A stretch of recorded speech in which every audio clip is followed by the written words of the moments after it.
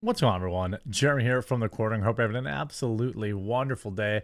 It's Monday, it's kind of dragging along. I'm here to help your day go by a little bit faster. If you enjoyed my videos, please do take a moment to leave a like on them. If you haven't yet, wherever you're watching, YouTube, Rumble, Odyssey, BitChute, Twitter even, please do subscribe or follow. It helps immensely. I have a bit of an update going on with Bud Light as its stock has continued to drop in 6 consecutive days, shedding billions of dollars in market cap, even with Miller Lite doing the best they can to try and take some of the heat off. Bud Light has remained completely crippled. It has been 31 days since they tweeted. 31 days since they it's nuts. I mean, every time now that they want to tweet, they probably need a change of undergarments. And thankfully for Bud Light, I have a company that is super based, non-woke, and sticks with channels through thick and thin, and a very comfortable alternative for them. Sheath, check this out. Huge shout out to this video's sponsor. That's right, Sheath. These boxers are designed to keep your balls off your legs. Sheath has 3 individual compartments to keep everything down there separate and cool and comfortable. And hey, since they've been a long-time sponsor, I've heard from many of you who have tried out Sheath and really love it. They were invented by a U.S. Army soldier who came up with the idea for Sheath during his second tour in Iraq, where it was hot as heck and his boys needed to breathe. And on top of all sorts of awesome designs for Sheath, they've added all sorts of winter items, hoodies, gator necks, and all sorts of base layers. Head on over to the link in the description and pinned comment down below.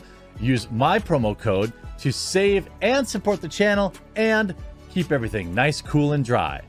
I know it's a weird thing, fellas especially, to be thinking about changing up, but you've got very little to lose and a ton of comfort to gain. Support small business and check out Sheath. Use my promo code to save in the description. It's been 31 days and nights since Bud Light's faded TGIF question mark tweet, which received 31,000 comments in just 5,100 replies.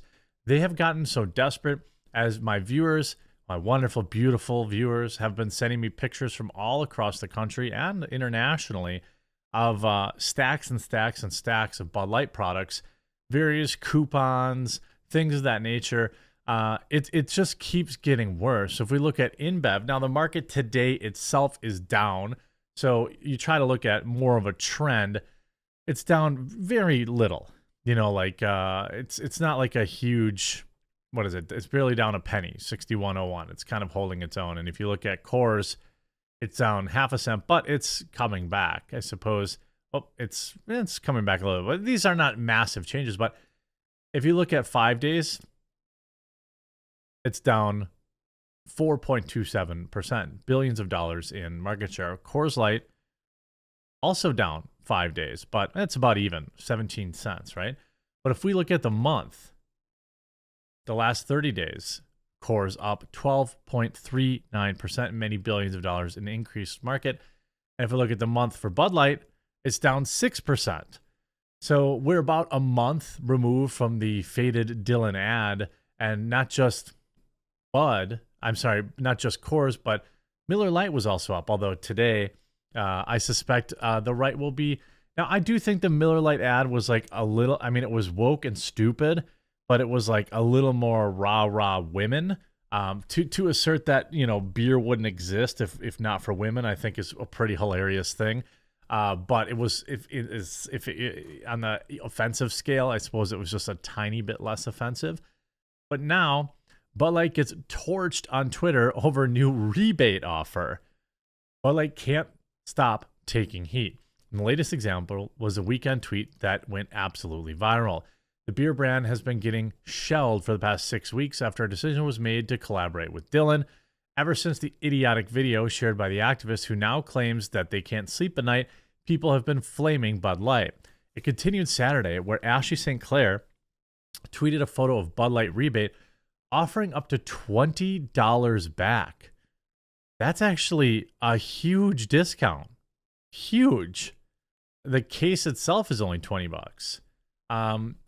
You see, as you'd expect, it didn't take long for all the people to pile on and mock the fact that Bud Light is now apparently offering a rebate to get $20 back. People seem really to latch on the idea floated by St. Clair that guys who should be their main demographic simply aren't going to be interested in a rebate. Yes, more women prefer coupons. There are guys out there that use coupons too, but I admit, like, my toxic masculinity, I hate using coupons. I feel like it makes me look weak. I know that's stupid. If a coupon's like good, like if the cousin sub has like buy 2 subs, get 1 free, I use it. But if it's like 5 or 10% off, I feel weird. I know I shouldn't. I just do. As you expect, people really seem to latch on the idea. Literally never use a coupon in my life. So yeah, this checks out. Oh, the original tweet wrote, Bud Light marketing team must still be all women if they think a coupon is going to get man's attention. I don't think they're going to recoup losses with a rebate. We hate rebates. Too much work. Yeah, rebates are even worse. If you save right at the register or whatever, that's one thing. But if you have to mail in, I remember mail-in rebates. I used to work retail. I worked at Office Max, Best Buy, Menards, which was notorious for our mail-in rebates.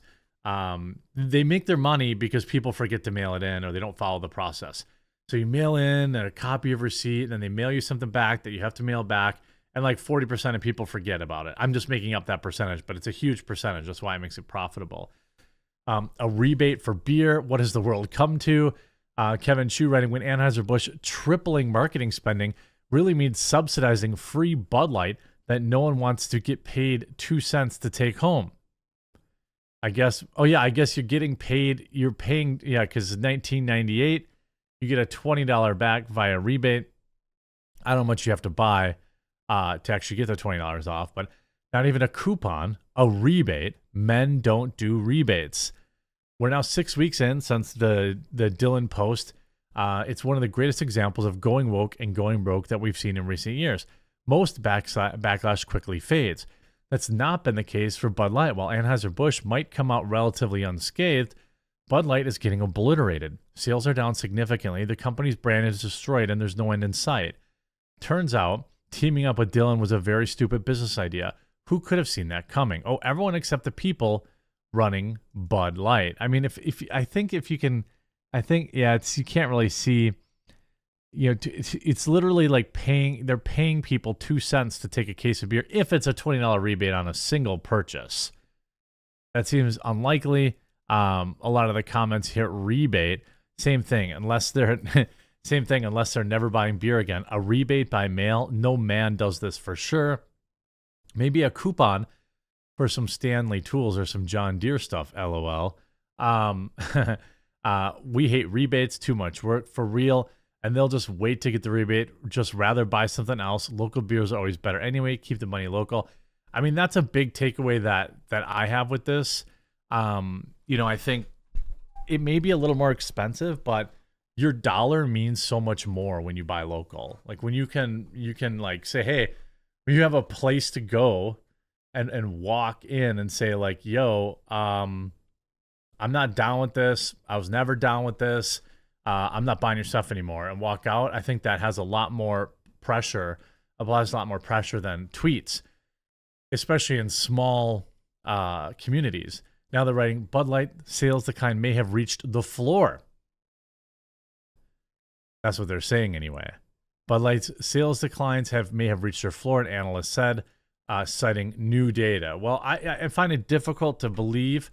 I mean, I guess you could say this. There is only going to be so many people that are plugged into the culture battle and all the madness going on around Bud Light. So it's entirely possible it may has. I mean, it wasn't going to go to zero. It probably wasn't going to go to 50% down. I think 30 to 40% would be extremely difficult to hit. But it says for the week ending in May 6th, so the new data, in-store Bud Light sales were down 23% compared to the same period of 2022, according to new Nielsen IQ data. For the week ending April 29th, those sales were off by 23.4%. So they only declined another 0.2%.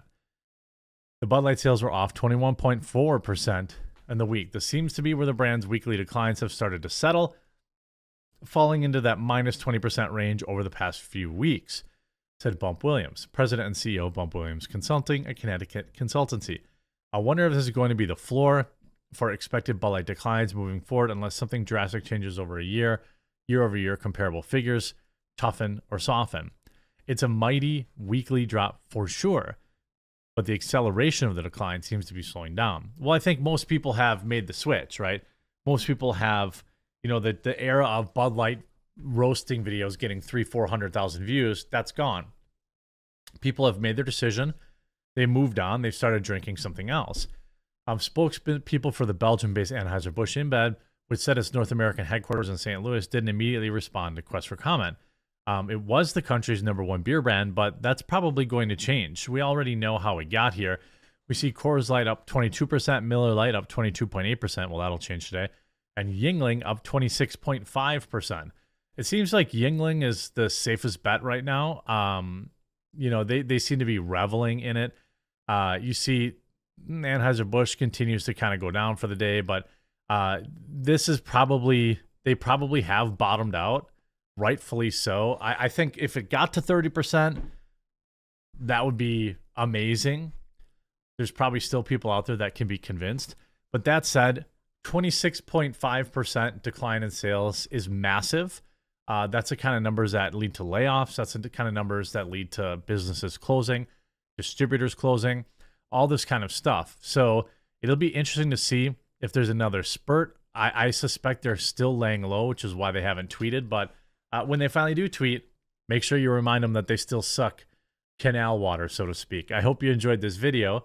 If you did, make sure you leave a like on it. If you haven't yet, please do subscribe down below. Make sure you check out Sheath in the description. Give them a try. I think you're really going to like their product and their company. We'll talk to you again real soon.